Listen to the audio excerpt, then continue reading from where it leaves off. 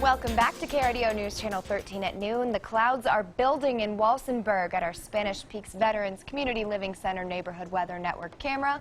Still hot temperatures, 81 degrees, but we are tracking those clouds that will turn into severe storms this afternoon.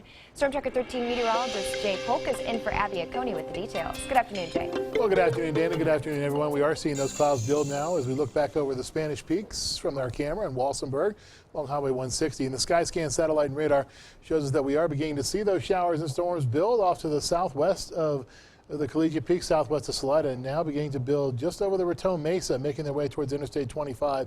This is what you were looking at when you looked at that Neighborhood Weather Network camera in Walsenburg a second or so ago.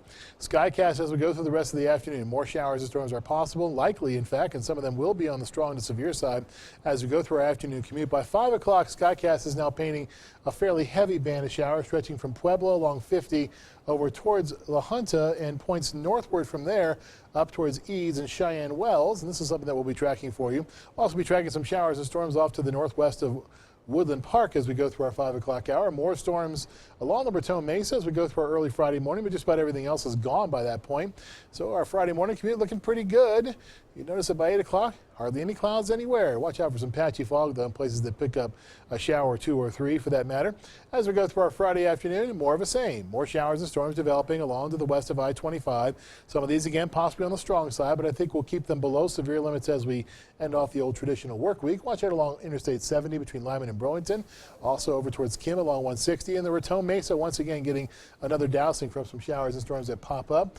We'll continue to see some showers as well west of the Continental Divide. They'll make their way through the region, and by the time we go into our Saturday morning, just about everything is gone once again, but there will be more clouds around than there will be tomorrow morning. Storm tracker for today and tonight, yes, large hail, damaging winds are all possible, but so are isolated tornadoes, especially over towards the Kansas line as we go through the afternoon and evening. The big question is, can we get some of those supercellular type of structures with our thunderstorms that do develop as we go through the next several hours. Rain is going to be another big issue for us. Possible flooding, certainly, in some isolated spots. And some of those low-lying spots in some of the urban areas will also see some possible drainage issues later on today. Notice that your rain totals don't look all that impressive, but if you find them falling over, say, half an hour or thereabouts, that could cause some flash flooding issues. Pueblo proper getting about 1/3 of an inch, and somewhat less as you head southwest of town. There will be decent amounts over the high country as well, but the cities should miss out for the most part, about 2/10 of an inch in Buena Vista. Big winners are once again out in the plains where there could be more than an inch in Eads according to our Skycast between now and early Saturday morning. Lows tonight sitting in the lower to middle 60s, 61 in the Springs, 62 in Pueblo and also in Canyon City.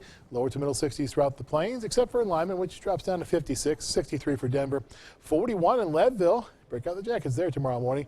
49 for our friends in the San Luis Valley and Wilson. 7-day forecast then for the Springs. High temperatures 91 to 85 to 86 as we go through the big weekend. And the temperatures are going to be sitting in the mid to upper 80s for the most part, save for next Thursday when we'll only top out at 82. Lows are sitting in the 50s to right around 60. In Pueblo, 98 tomorrow. We push the century mark. Then we drop back a little bit. 92 for both of the weekend days, and it's 94 for a couple of days running.